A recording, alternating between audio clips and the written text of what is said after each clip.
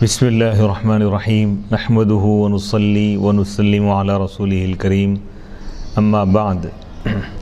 ناظرین کرام، جامعہ انواریہ کے زیر اہتمام بخاری شریف کا سلسلے وار درس جاری ہے۔ کتاب العلم، علم کا بیان چل رہا ہے۔ اس میں مختلف ابواب بیان کیے جا رہے ہیں۔ باب نمبر 8، باب من قعد حیث ینتہی بہ المجلس ومن رأى فرجة في الحلقة فجلس فيها۔ یہ بیان ہے کہ جو شخص اس مقام پر بیٹھ گیا جہاں مجلس ختم ہوئی ہے، اور جس شخص نے مجلس کے حلقے میں خالی جگہ دیکھی تو وہ وہاں جا کر بیٹھ گیا۔ یعنی علمی محفل یا ذکر کی محفل اگر شروع ہو، کوئی اگر تاخیر سے اگر وہاں پہنچے تو جہاں جگہ ملے وہاں بیٹھ جائیں۔ اس باب کی گزرے ہوئے باب کے ساتھ مناسبت یہ ہے کہ باب سابق، گزرے ہوئے باب سابق مناولے کے بارے میں تھا، یعنی شیخ کا طالب علم کو اپنا مجموعہ حدیث دے دینا، اور ظاہر ہے یہ مناولہ مجلس علم میں ہی ہوتا ہے، اور اس باب میں جس مجلس کا ذکر ہے اس سے مراد بھی مجلس علم ہے۔ حدیث نمبر 66، حدثنا اسماعیل قال حدثني مالک عن اسحاق بن عبد الله بن ابی طلحة ان ابا مرة مولى عقیل بن ابی طالب اخبره عن ابی واقد الليثي ان رسول الله صلی اللہ علیہ وسلم بینما هو جالس في المسجد والناس معه اذ اقبل 3 نفر فاقبل 2 الى رسول الله صلی اللہ علیہ وسلم وذهب واحد قال فوقفا على رسول الله صلی اللہ علیہ وسلم فاما احدهما فرأى فرجة في الحلقة فجلس فيها واما الآخر فجلس خلفهم واما الثالث فأدبر ذاهبا فلما فرغ رسول الله صلی اللہ علیہ وسلم قال الا اخبركم عن النفر الثلاثة اما احدهم فآوى إلى الله فآواه الله وأما الآخر فاستحيا الله منه وأما الآخر فأعرض الله عنه۔ امام بخاری رحمۃ اللہ علیہ فرماتے ہیں کہ ہم کو اسماعیل نے حدیث بیان کی، قال انہوں نے کہا مجھ کو مالک نے حدیث بیان کی اسحاق بن عبداللہ بن ابی طلحہ سے کہ ابو مرہ عقیل بن ابی طالب کے آزاد کردہ غلام نے ان کو خبر دی۔ وہ ابو واقد اللیثی سے روایت کرتے ہیں کہ جس وقت رسول اللہ صلی اللہ علیہ وسلم مسجد میں لوگوں کے سامنے لوگوں کے ساتھ بیٹھے ہوئے تھے، اس وقت 3 اشخاص آئے۔ 2 تو اللہ کے رسول علیہ السلام کی طرف بڑھ کر آگے، یعنی آگے بڑھ کر بیٹھے، اور ایک شخص چلا گیا، وہ دونوں رسول اللہ صلی اللہ علیہ وسلم کے پاس کھڑے ہو گئے۔ ان میں سے ایک نے حلقے میں گشادگی دیکھی، وہ وہاں بیٹھ گیا، اور دوسرا مجلس کے پیچھے بیٹھ گیا، اور تیسرا شخص پیٹھ پھیر کر چلا گیا۔ پھر جب رسول اللہ صلی اللہ علیہ وسلم اپنی گفتگو سے جب فارغ ہوئے تو آپ نے فرمایا سنو، کیا میں تمہیں ان 3 آدمیوں کے متعلق خبر نہ دوں؟ ان میں سے ایک نے اللہ کی پناہ لی تو اللہ نے اس کو پناہ دے دی، اور دوسرے نے اللہ سے حیا کی تو اللہ بھی اس سے حیا فرمایا، اور تیسرے نے اعراض کیا، منہ پھیر لیا تو اللہ بھی اس سے اعراض فرمایا۔ اس حدیث کی عنوان کے باب کے ساتھ موافقت بالکل واضح ہے، کیونکہ اس باب کا عنوان ہے جو شخص وہاں بیٹھ گیا جہاں مجلس ختم ہوئی، اور جس شخص نے مجلس کے حلقے میں خالی جگہ دیکھی مجلس کے بیچ میں تو وہ وہاں جا کر بیٹھ گیا۔ اس حدیث پاک میں جو راوی ذکر کیے گئے ان کا مختصر سا تذکرہ: اسماعیل بن اویس، امام مالک بن انس، اسحاق بن عبداللہ بن ابی طلحہ، یہ تابعی ہے، انہوں نے اپنے والد اور حضرت انس بن مالک رضی اللہ تعالیٰ عنہ سے سماع کیا ہے، احادیث کو سنا ہے۔ ان کی توثیق پر اتفاق ہے، یعنی ان کو معتبر قرار دینے پر، ان کے ثقہ ہونے پر سب کا اتفاق ہے۔ ان سے بہت بڑی جماعت نے روایت کی ہے۔ یہ 132 ہجری میں وفات پائے۔ ابو مرہ عقیل بن ابی طالب کے آزاد شدہ غلام ہیں۔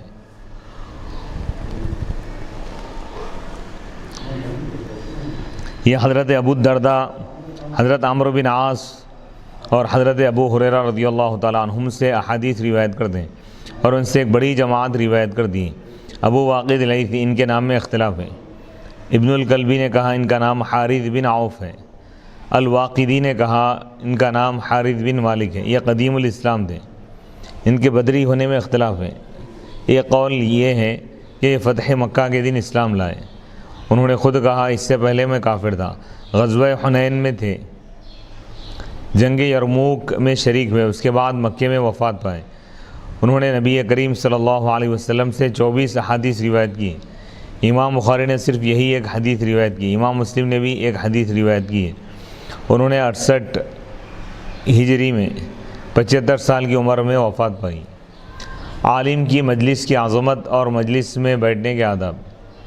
اس حدیث میں نفر کا لفظ ہے، اس کے معنی ہے 3 سے لے کر 10 آدمیوں تک کی جماعت، اور اس حدیث میں یہ بات بیان کی گئی ہے کہ ان میں سے ایک نے اللہ کی پناہ لی تو اللہ نے اس کو پناہ دے دی۔ اس سے معلوم ہوا کہ جو شخص علم کی مجلس میں علم کی مجلس میں جا کر بیٹھ جائے تو وہ اللہ کی پناہ میں آ جاتا ہے، یعنی علم کی محفل میں بیٹھنا خدا کی پناہ میں بیٹھنا ہے، اللہ کی حفاظت اور حمایت میں آ جانا ہے۔ اور وہ ان لوگوں میں سے جن کے لیے فرشتے اپنے پر بچھاتے ہیں، اور عالم کو چاہیے کہ وہ طالب علم کو پناہ دے، یعنی اپنی محفل میں جگہ دے۔ اور اس سے یہ بھی معلوم ہوا کہ جو عالم کی مجلس میں بیٹھنے کا قصد کرے، ارادہ کرے، اور وہاں بے ادبی کرنے سے حیا کرے تو اللہ اس سے حیا فرماتا ہے اور امید ہے کہ اس کو عذاب نہیں دے گا۔ اور جو شخص عالم کی مجلس سے اعراض کرے، منہ پھیر لے، اس سے اللہ ناراض ہوتا ہے۔ نبی اکرم صلی اللہ علیہ وسلم نے ان 2 آدمیوں کی تحسین فرمائی جنہوں نے عالم کی مجلس کا ادب کیا تھا۔ اس سے معلوم ہوا کہ جو شخص نیک کام کرے اس کی تحسین کرنی چاہیے، یعنی تعریف کرنی چاہیے، حوصلہ افزائی کرنی چاہیے۔ اور یہ کہ ادب کا تقاضا یہ ہے کہ انسان کو مجلس میں جہاں جگہ ملے وہیں بیٹھ جائے اور کسی کو اٹھا کر اس کی جگہ نہ بیٹھے۔ آداب مجلس کے متعلق احادیث۔ عمرو بن شعیب اپنے والد شعیب سے اور وہ اپنے دادا حضرت عمرو بن عاص سے روایت کرتے ہیں کہ رسول اللہ صلی اللہ علیہ وسلم نے فرمایا کوئی شخص 2 آدمیوں کے درمیان ان کی اجازت کے بغیر نہ بیٹھے۔ یہ روایت، یہ حدیث پاک سنن ابی داؤد میں موجود ہے، حدیث نمبر 4844۔ سنن ترمذی میں، جامع ترمذی میں یہ روایت موجود ہے، حدیث نمبر 2752۔ حضرت عبداللہ بن عمر رضی اللہ تعالیٰ عنہما بیان کرتے ہیں کہ کسی شخص کے لیے جائز نہیں ہے کہ وہ 2 آدمیوں کی اجازت کے بغیر ان میں تفریق کرے، یعنی 2 آدمی اگر بیٹھے ہوئے تو ان کے درمیان جا کر بیٹھ جائے یا کسی کو اٹھا کر بیٹھے۔ حضرت تفریق سے مراد یہ ہے کہ جدائی ڈال دینا، الگ الگ کر دینا، دونوں کے بیچ میں ایسا بیٹھ جانا کہ دونوں اگر کچھ گفتگو کر رہے ہیں تو ان دونوں کے درمیان یعنی خلل پیدا ہو۔ حضرت ابو ہریرہ رضی اللہ تعالیٰ عنہ بیان کرتے ہیں کہ اللہ کے رسول علیہ الصلاۃ نے فرمایا جب کوئی شخص مجلس سے اٹھ جائے اور پھر واپس آئے تو وہ اپنی جگہ کا زیادہ مستحق ہے۔ حضرت جابر بن سمورہ رضی اللہ تعالیٰ عنہ بیان کرتے ہیں کہ نبی پاک علیہ الصلاۃ فجر کی نماز پڑھنے کے بعد مجلس میں 4 زانوں بیٹھے رہتے، حتیٰ کہ یہاں تک کہ سورج اچھی طرح نکل آتا، سورج طلوع ہونے تک آپ محفل میں 4 زانوں پر بیٹھ جاتے، 4 زانوں بیٹھتے۔ حضرت عبداللہ بن مسعود رضی اللہ تعالیٰ عنہ بیان کرتے ہیں کہ اللہ کے رسول علیہ الصلاۃ نے فرمایا مجلس میں 2 آدمی تیسرے آدمی کو چھوڑ کر آپس میں سرگوشی نہ کرے، آپس میں آہستہ بات نہ کرے۔ 3 آدمی بیٹھے ہوئے، دونوں ایک کو چھوڑ دے کر آہستہ کانوں میں بات کر لے رہے ہیں تو کیونکہ تیسرا آدمی اس سے غمگین ہوگا، یہ مجلس کے آداب کے خلاف ہے۔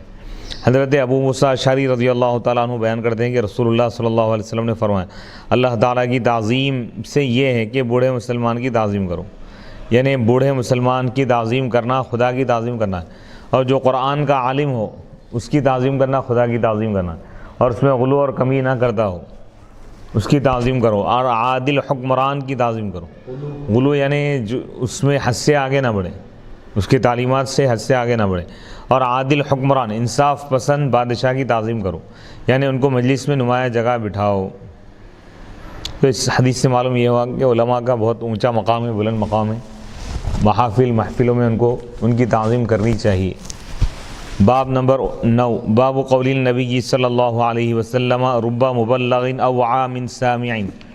نبی پاک علیہ الصلوۃ والسلام کے اس ارشاد کا بیان ہے، بسا اوقات جس کو حدیث پہنچائی جائے وہ سننے والے سے زیادہ یاد رکھنے والا ہوتا ہے. اس باب کی باب سابق گزرے ہوئے باب کے ساتھ مناسبت یہ ہے کہ باب سابق میں علم کی مجلس میں بیٹھنے والوں کا ذکر تھا، اور علم کی مجلس میں وہ لوگ ہوتے ہیں جو حدیث کو سنتے ہیں اور دوسروں تک اس حدیث کو پہنچاتے ہیں. اس باب کے عنوان پر درج ذیل حدیث صراحتاً دلالت کر دی. یہ حدیث پاک یعنی یہ جو حدیث ہم جو ذکر کر رہے ہیں آنے والی حدیث، حضرت عبداللہ بن مسعود رضی اللہ تعالیٰ عنہ بیان کرتے ہیں کہ میں نے رسول اللہ صلی اللہ علیہ وسلم کو یہ فرماتے ہوئے سنا ہے، اللہ تعالیٰ اس شخص کو تر و تازہ رکھے جس نے ہم سے کوئی بات سنی، پھر جس طرح اس بات کو سنا ویسے ہی اس کو دوسروں تک پہنچا دیا. کیونکہ بعض اوقات جن کو حدیث پہنچائی جائے وہ سننے والے سے زیادہ یاد رکھنے والے ہوتے ہیں. یعنی جو حدیث ڈائریکٹ سنا ہو سکتا ہے کہ وہ اتنا زیادہ ذہین اور اس کو یاد رکھنے والا یا اس سے مسائل نکالنے کی صلاحیت رکھنے والا نہ ہو، لیکن یہ جس کو حدیث پہنچائے ہو سکتا ہے وہ اس کو اچھی طرح زیادہ یاد رکھے.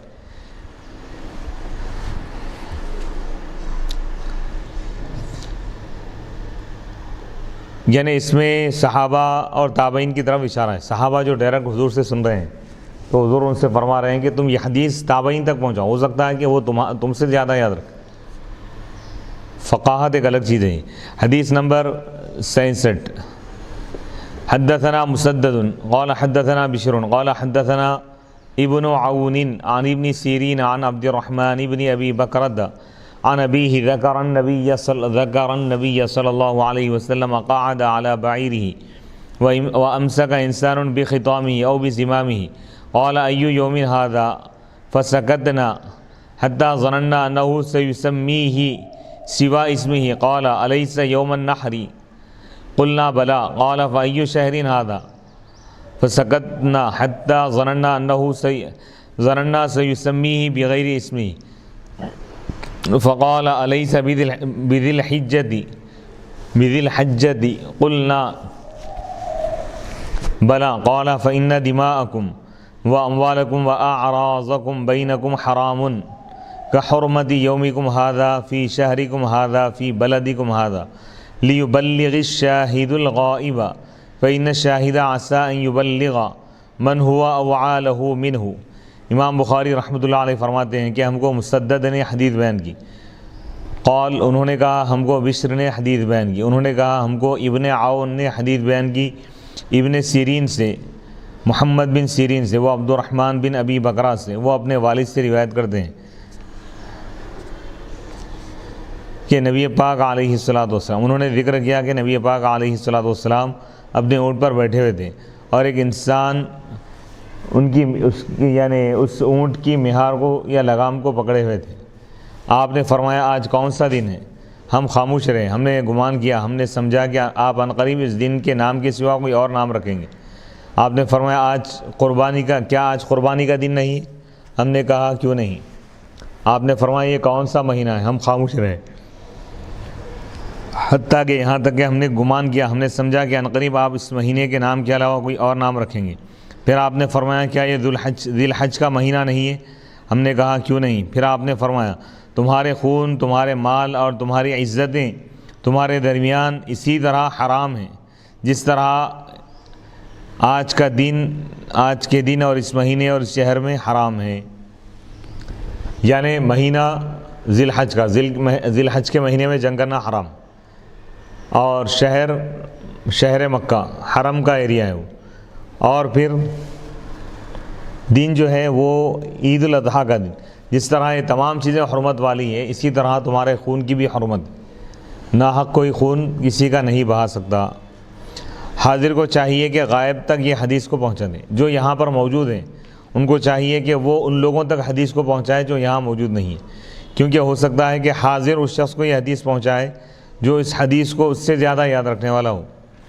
یہ حدیث پاک بخاری شریف کے علاوہ صحیح مسلم میں موجود ہے، سنن ترمذی، سنن نسائی، سنن دارمی، السنن الکبریٰ للنسائی، نسائی کی سنن کبریٰ میں ہے، صحیح ابن حبان میں ہے، مصنف ابن ابی شیبہ میں ہے، مسند البزار میں ہے، مسند احمد میں ہے۔ اس حدیث کی باب کے عنوان کے ساتھ مطابقت موافقت بالکل واضح ہے۔ اس حدیث کے رجال مسور بن مسرحد، ان کا تعارف گزر چکا ہے، بشر بن مفضل بن لاحق القرشی، انہوں نے ابن منکدر اور عبد الرحمن بن عون وغیرہ سے حدیث کو سنا ہے، اور ان سے امام احمد نے سماع کیا ہے، احادیث کو سنا ہے۔ ابو زرعہ اور ابو حاتم نے کہا یہ ثقہ ہے، معتبر ہے۔ ابن سعد نے کہا یہ ثقہ اور کثیر الحدیث ہے، معتبر ہے اور زیادہ حدیث روایت کرنے والے۔ 186 ہجری میں وفات پائے۔ عبداللہ بن عون بن ارطبان البصری، انہوں نے حضرت انس رضی اللہ تعالیٰ عنہ کی زیارت کی، ان سے ملاقات کی اور ان سے سماع نہیں کیا، احادیث کو نہیں سنا۔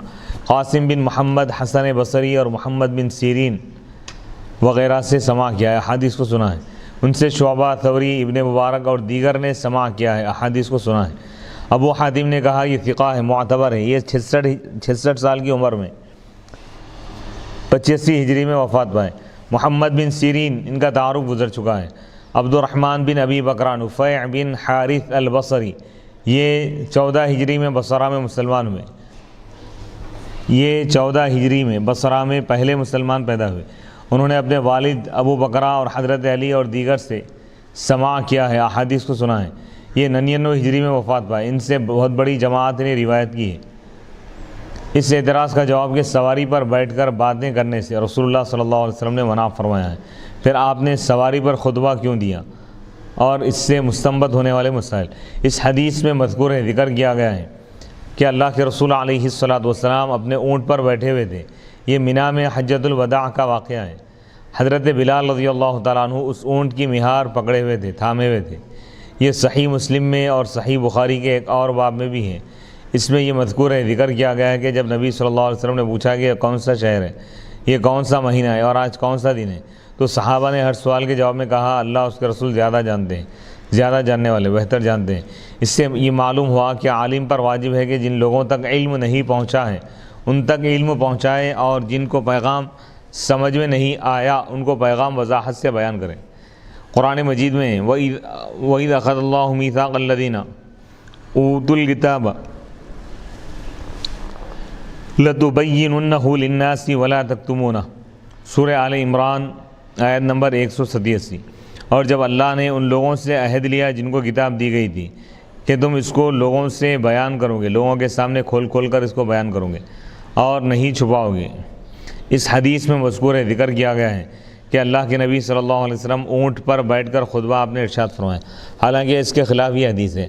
حضرت سہل بن معاذ اپنے والد سے روایت کرتے ہیں کہ اللہ کے رسول علیہ الصلوۃ ایسے لوگوں کے سامنے سے گزرے، پاس سے گزرے جو اپنی سواریوں پر کھڑے ہوئے تھے۔ آپ نے فرمایا اپنی سواریوں پر سلامتی کے ساتھ سوار ہو اور ان کو سلامتی کے ساتھ چھوڑ دو، اور راستوں اور بازاروں میں ان سواریوں کو اپنی باتوں کے لیے کرسیاں نہ بناؤ۔ بعض سواریاں اپنے سوار سے بہتر ہوتی ہیں، اور اللہ تبارک و تعالیٰ کا بکثرت ذکر کرو۔ یہ حدیث پاک المعجم الکبیر میں موجود ہے۔ اس حدیث کی سند ضعیف ہے، تاہم ایک اور حدیث کی سند حسن ہے۔ سعد بن معاذ رضی اللہ تعالیٰ عنہ اپنے والد سے روایت کرتے ہیں کہ اللہ کے رسول علیہ الصلوۃ نے ارشاد فرمایا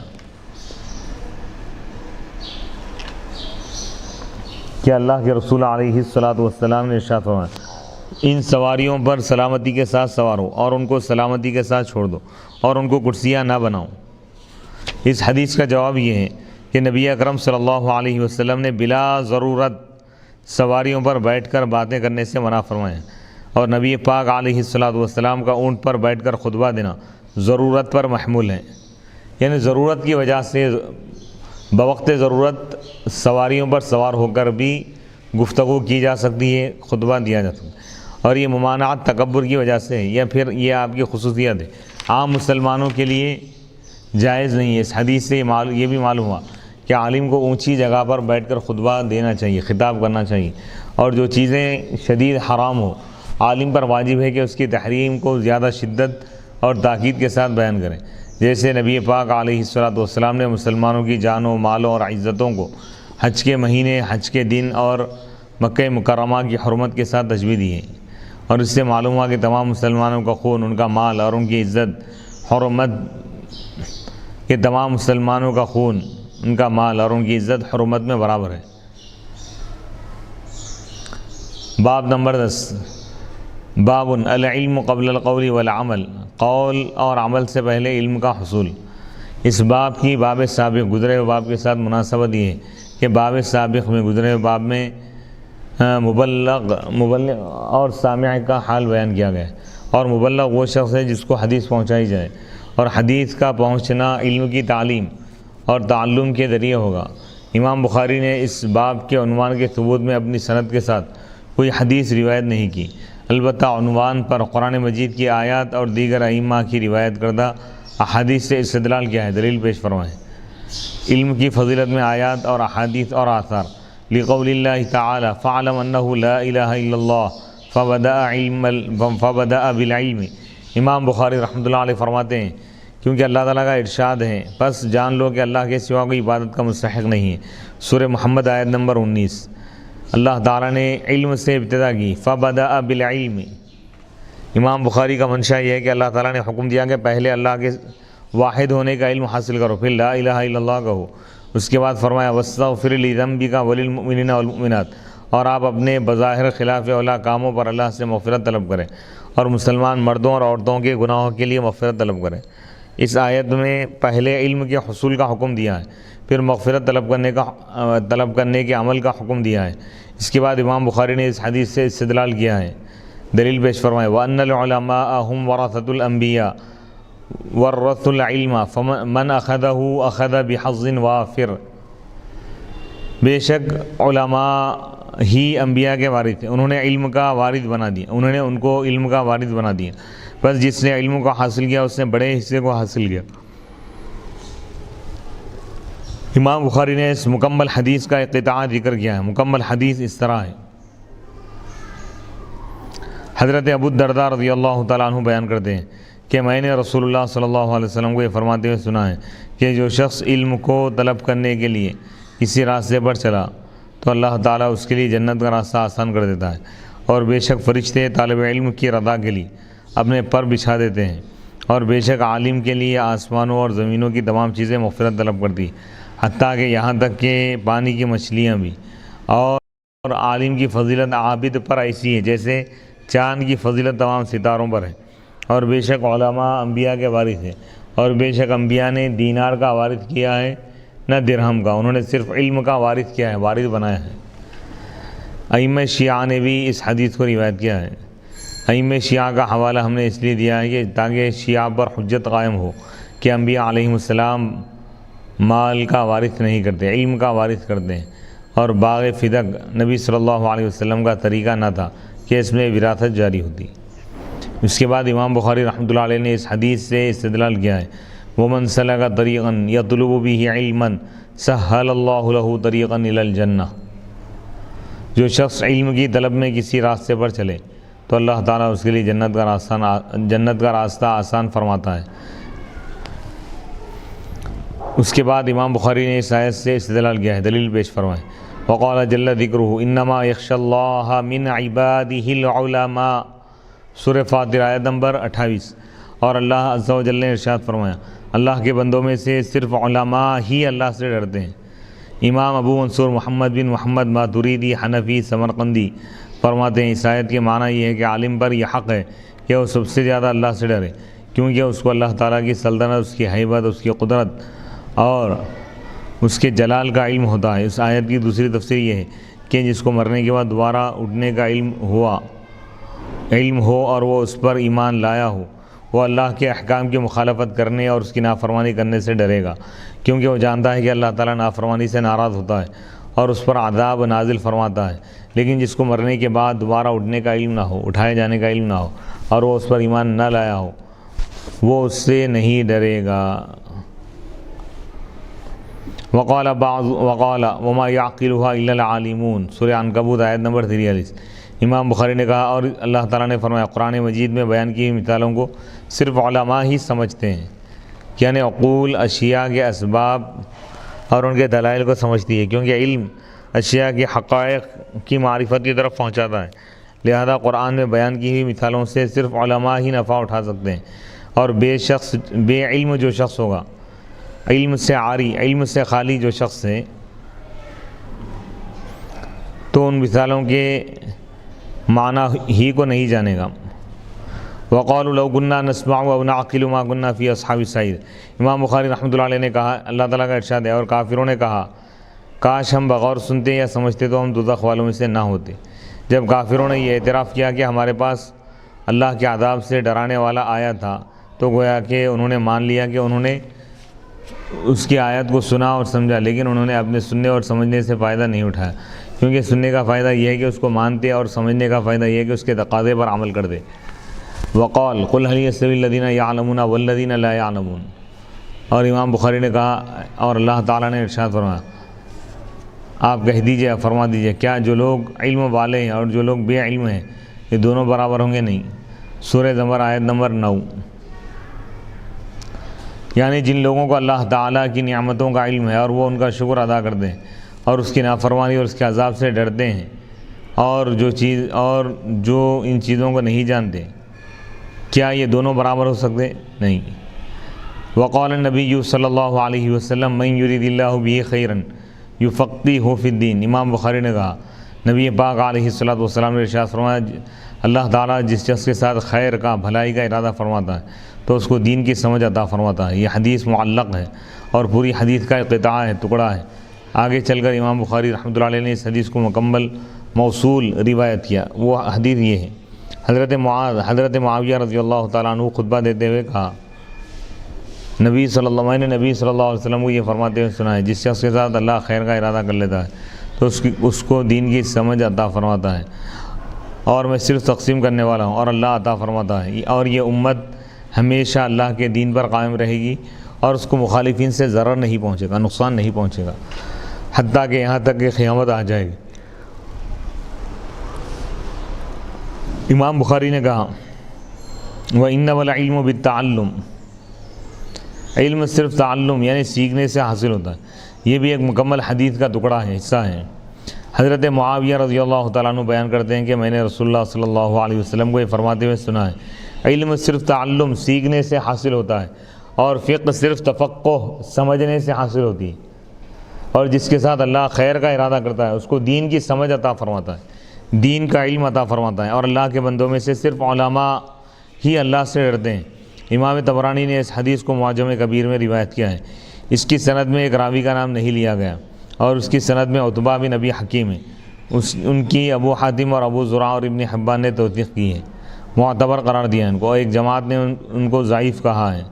وقال ابو ذر لو وضعتم الصمصامۃ علی هذه واشار الى قفاه ثم ظننت انی انفذ کلمۃ سمعتها من النبی صلی اللہ علیہ وسلم قبل ان تجیزوا علی لانفذتها، امام بخاری رحمۃ اللہ علیہ نے کہا، اور حضرت ابو ذر رضی اللہ تعالیٰ عنہ نے کہا، اگر تم اس پر تلوار رکھ دو، اور اپنی گدی کی طرف اشارہ کیا، پھر مجھے یہ گمان ہو کہ تمہارے گدی پر وار کرنے سے پہلے میں وہ بات کہہ سکتا ہوں جس کو میں نبی صلی اللہ علیہ وسلم سے سنا ہے، تو میں اس کو ضرور کہوں گا، بیان کر دوں گا۔ یہ بھی ایک حدیث کا قطعہ ہے، مکمل حدیث اس طرح ہے، ٹکڑا ہے یہ حدیث کا۔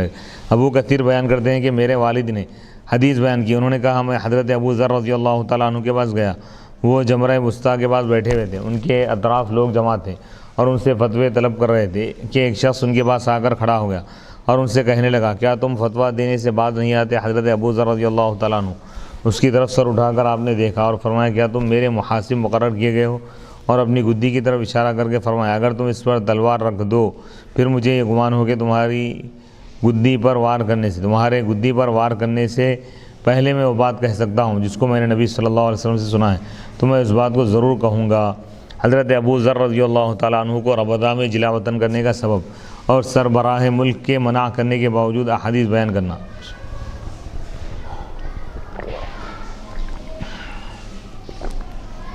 اس حدیث کا پس منظر یہ ہے کہ جب حضرت ابو ذر شام میں تھے تو حضرت ابو ذر کا اور حضرت امیر معاویہ رضی اللہ تعالیٰ عنہ کا اس آیت کے مصداق کے بارے میں اختلاف ہوگا۔ والذین یکنزون الذهب والفضة ولا ينفقونها فی سبیل اللہ فبشرهم بعذاب علیم، جو لوگ سونے اور چاندی کو جمع کرتے ہیں اور اس کو اللہ کی راہ میں خرچ نہیں کرتے، اے رسول آپ ان کو خوشخبری دیجیے دردناک عذاب کی۔ حضرت معاویہ کہتے تھے یہ آیت اہل کتاب کے متعلق ہے، اور حضرت ابو ذر رضی اللہ تعالیٰ عنہ کہتے تھے یہ آیت ہم مسلمانوں اور اہل کتاب دونوں کے متعلق ہے۔ پھر حضرت معاویہ نے حضرت عثمان غنی رضی اللہ تعالیٰ عنہ سے شکایت کی تو حضرت عثمان غنی نے حضرت ابو ذر کو ربضہ میں جلا وطن کر دیا اور ان کو فتویٰ دینے سے منع کر دیا۔ اور اس حدیث کا خلاصہ یہ ہے کہ مسلمان ہر حال میں حضور صلی اللہ علیہ وسلم سے سنی ہوئی حدیث پہنچائے، خواہ اس کو قتل کی دھمکی دے دی جائے یا اس کی گدی پر اس کی گردن پر تلوار رکھ دی جائے۔ اس حدیث سے یہ معلوم ہوا کہ اگر سربراہ ملک کسی عالم کو فتویٰ دینے سے روک دے تو اس پر اس سربراہ کی اطاعت واجب نہیں، بلکہ اس پر رسول اللہ صلی اللہ علیہ وسلم کے اس حکم کی اطاعت واجب ہے کہ میری حدیث دوسروں تک پہنچاؤ۔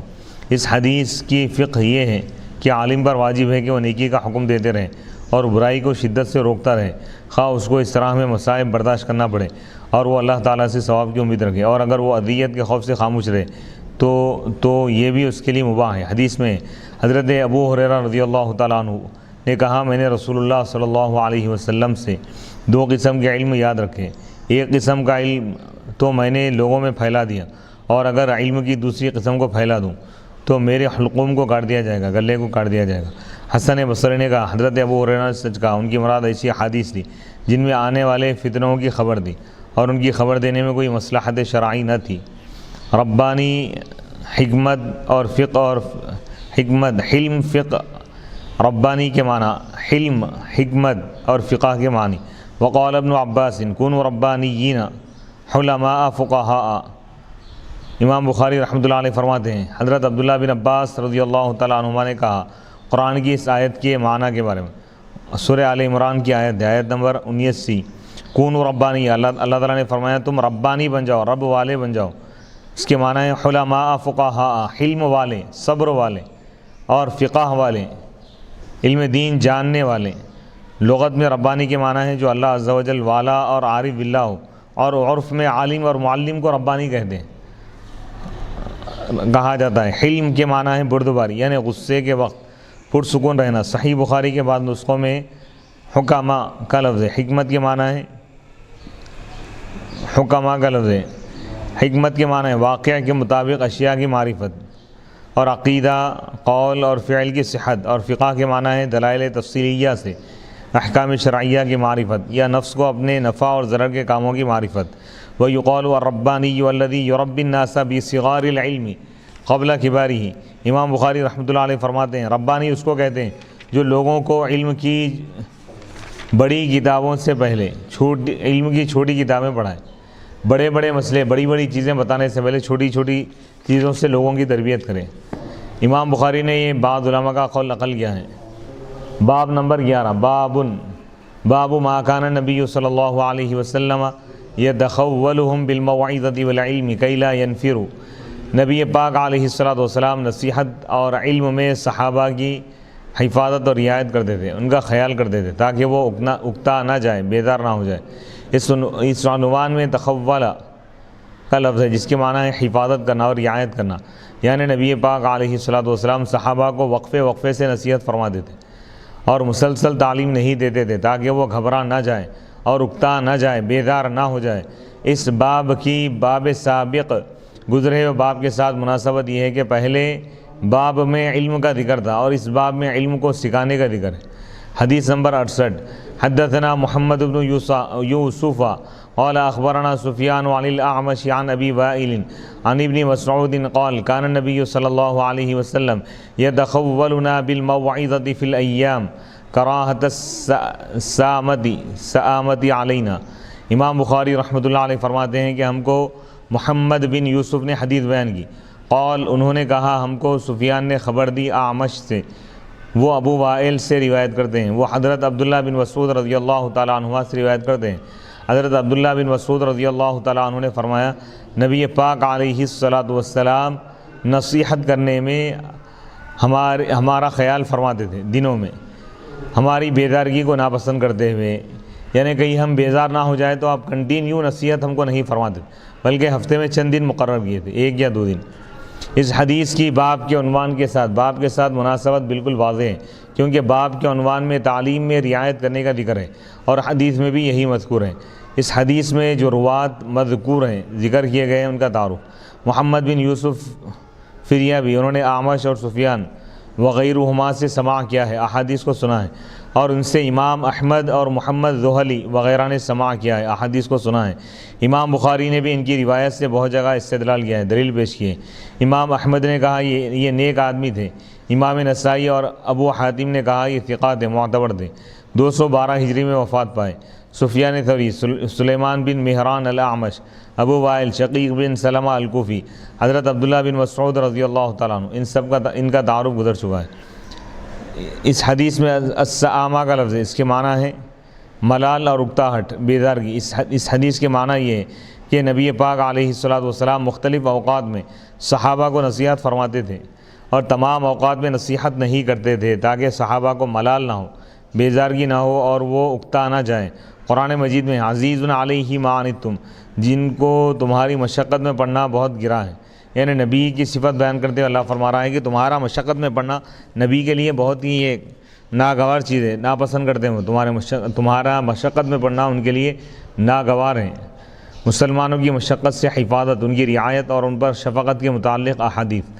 حضرت عائشہ صدیقہ رضی اللہ تعالیٰ عنہ بیان فرماتی ہیں کہ نبی پاک علیہ الصلوۃ والسلام نے فرمایا جب رات کا کھانا رکھ دیا جائے اور اسی وقت نماز کی اقامت ہو تو رات کے کھانے سے ابتدا کرو، یعنی پہلے کھانا کھا لو، اس کے بعد نماز پڑھو۔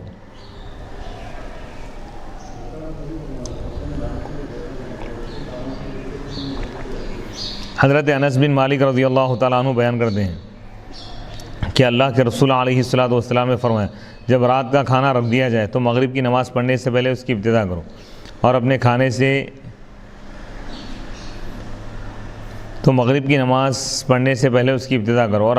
سے پہلے نماز نہ پڑھو۔ قاسم بن محمد بیان کرتے ہیں کہ ہم حضرت عائشہ صدیقہ رضی اللہ تعالیٰ عنہ کے پاس تھے، اس وقت ان کا کھانا لایا گیا، قاسم نماز پڑھنے لگے تو حضرت عائشہ نے کہا میں نے رسول اللہ صلی اللہ علیہ وسلم کو یہ فرماتے ہوئے سنا ہے جب کھانا آ جائے تو نماز نہ پڑھے، اور نہ اس وقت نماز پڑھے جب وہ پیشاب یا حاجت کی ضرورت کو روک رہا ہو، یعنی پیشاب یا موشن کی ضرورت کو روک رہا ہو۔ حضرت عبداللہ بن ارقم رضی اللہ تعالیٰ عنہ بیان کرتے ہیں کہ میں نے رسول اللہ صلی اللہ علیہ وسلم کو یہ فرماتے ہوئے سنا جب تم میں سے کوئی بیت الخلاء جانے کا ارادہ کرے اور جماعت کھڑی ہو تو وہ بیت الخلاء جانے سے ابتدا کرے، یعنی کھانے پینے کے وقت یا کوئی بھی نماز کے وقت کوئی ایسی حاجت درپیش ہو تو وہ اپنی ضرورت کو پہلے مکمل کر لے، اس کے بعد نماز پڑھے۔ ابن عون بیان کرتے ہیں کہ نافع سے ایک شخص نے سوال کیا کہ ایک شخص کو اپنے پیٹ میں ریح گیس محسوس ہو رہی ہو، انہوں نے کہا جس کے پیٹ میں ریح محسوس ہو رہی ہو گیس، وہ اس کو روک کر نماز نہ پڑھے، یعنی پہلے ان تمام چیزوں سے نمٹ جائے اس کے بعد نماز پڑھے۔ حدیث نمبر 69 حدثنا محمد بن بشار قال حدثنا يحيى بن سعيد قال حدثنا شعبة قال حدثني ابو التياح عن انس عن النبي صلى الله عليه وسلم قال يسروا ولا تعسروا وبشروا ولا تنفروا۔ حدیث نمبر 69۔ امام بخاری رحمۃ اللہ علیہ فرماتے ہیں ہم کو محمد بن بشار نے حدیث بیان کی، قال انہوں نے کہا یحییٰ بن سعید نے ہم کو حدیث بیان کی، انہوں نے کہا ہم کو شعبہ نے حدیث بیان کی، انہوں نے کہا مجھ کو ابو التیاح نے حدیث بیان کی حضرت انس رضی اللہ تعالیٰ عنہ سے، وہ نبی پاک علیہ الصلاۃ والسلام سے روایت کرتے ہیں۔ نبی پاک علیہ الصلاۃ والسلام نے فرمایا یسروا، آسانی پیدا کرو، ولا تعسروا، مشکل نہ بناؤ، مشکلات کھڑے نہ کرو، دشوار نہ بناؤ، دشواریاں پیدا نہ کرو، وبشروا، اور بشارت دو، خوشخبری دو، ولا تنفروا، لوگوں کو متنفر نہ کرو، لوگوں میں خوف پیدا مت کرو، لوگوں میں خوشی کا ماحول بناؤ، یعنی غم کا، مصیبت کا، ڈر کا ماحول پیدا مت کرو، نفرت مت دلاؤ، محبت اور الفت کی بات کرو، دوستی کی بات کرو، یسروا، آسانی پیدا کرو، یعنی شریعت آسان ہے، یہ بتانا چاہ رہے ہیں اس حدیث میں۔ اس حدیث کی عنوان باب کے دوسرے جز کے ساتھ مطابقت ہے، موافقت کہ مسلمان اکتا نہ جائیں۔ حضور جب صحابہ کو نصیحت فرماتے تو اس میں صحابہ کی طبیعت کا خیال فرماتے، کنٹینیو روزانہ آپ نصیحت نہیں فرماتے، ہفتے میں 1 دن یا 2 دن نصیحت فرماتے تاکہ صحابہ بیزار نہ ہو جائے۔ تو معلوم یہ ہوا کہ اس میں لوگوں کے حالات اور ان کے ضروریات کا خیال رکھنا، ان کے مزاج کا، یہ اسلام کے تعلیمات میں سے ہیں۔ لوگوں کی آسانی کو پیش نظر رکھنا، یہ اسلامی تعلیمات ہیں۔ اس حدیث میں جو روات مذکور ہے، ذکر کیے گئے ان کا تذکرہ: محمد بن بشار بن عثمان بن داود بن کیسان البصری، امام احمد نے کہا میں نے ان سے 50,000 احادیث لکھی ہیں۔ ان سے ابراہیم حربی، ابو زرع، ابو حاتم وغیرہ نے روایت کی ہے۔ یہ 252 ہجری میں وفات پائے۔ یحییٰ بن سعید القطان، شعبہ بن حجاج، ان کا تعارف ہو چکا ہے۔ ابو التیاح یزید بن حمید، انہوں نے حضرت انس اور حضرت عمران بن حسین رضی اللہ تعالیٰ عنہما سے اور بہت سے تابعین سے سماع کیا ہے، احادیث کو سنا ہے۔ امام احمد نے کہا یہ ثقہ ہے، یعنی معتبر ہے، ثبت ہے، یعنی مضبوط ہے، روایت کرنے میں صحیح ہے۔ یہ 128 ہجری میں وفات پائے تھے۔ بہت بڑی جماعت نے ان سے روایت کی ہے۔ آسان احکام کے متعلق قرآن مجید کی آیت۔ اس حدیث میں اس حدیث میں حکام اور علماء کے لیے ہدایت ہے کہ وہ عوام کو آسان احکام بیان کریں اور مشکل احکام بیان کر کے لوگوں کو عمل سے دور نہ کریں اور نیک کاموں پر جنت اور ثواب کی خبریں سنائیں۔ قرآن مجید میں آسان احکام کے لیے یہ آیتیں ہیں: وَإِن كُنتُم مَّرْضَىٰ أَوْ عَلَىٰ سَفَرٍ أَوْ جَاءَ أَحَدٌ مِّنكُم مِّنَ الْغَائِطِ أَوْ لَامَسْتُمُ النِّسَاءَ فَلَمْ تَجِدُوا مَاءً فَتَيَمَّمُوا صَعِيدًا طَيِّبًا فَامْسَحُوا بِوُجُوهِكُمْ